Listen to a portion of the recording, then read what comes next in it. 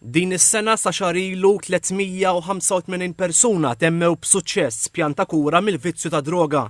Dal-persuni li kunu tresqu l-qorti akkużati b'reati relatati ma' droga li fost oħra jinkludu anki ser sabiex isostnu l-vizzju, ikunu segwew pjanta kura mfassal mill-Bord ta' Riabilitazzjoni mid-Droga bis-sem tas-Setqa, il-Caritas jew l-Oasi. Ma' TVM News iċ-chairperson tal-Bord Noel Camilleri spjega li l-qorti tal-Maġistrati biss għandha s-seta illi tiddeċiedi tinbidel f'qorti ta' droga jekk tkun konvinta li l-akkużati verament iridu jibdlu ħajjithom.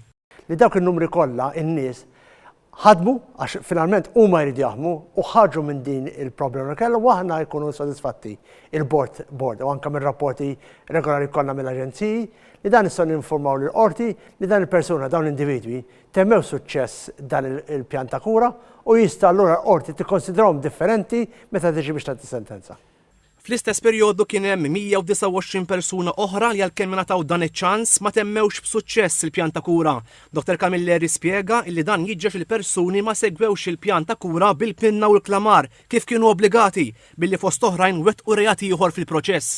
Li aħna nagħtuh iċ-ċans il din il-kandivu għax kulħadd jiżbalja darba tnejn imma mbagħad jekk naraw li m'hemmx l-ebda motivazzjoni, allura aħna l-bord jieħu deċiżjoni li jirriferi lill-qorti li dak l-individwu ma temx il-care plan mingħajr suċċess u ovvjament il-qorti mbagħad terġa' tirreverti ruħha bħala qorti normali u tieħu d-deċiżjoni li għandha bżonn.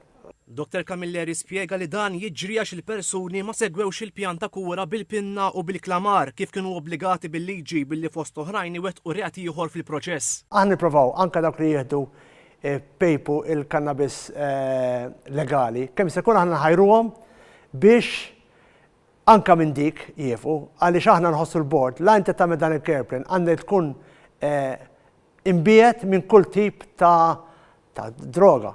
Bħalissa temm 80 persuna oħra illi għadhom isegwu l-pjan ta' kura.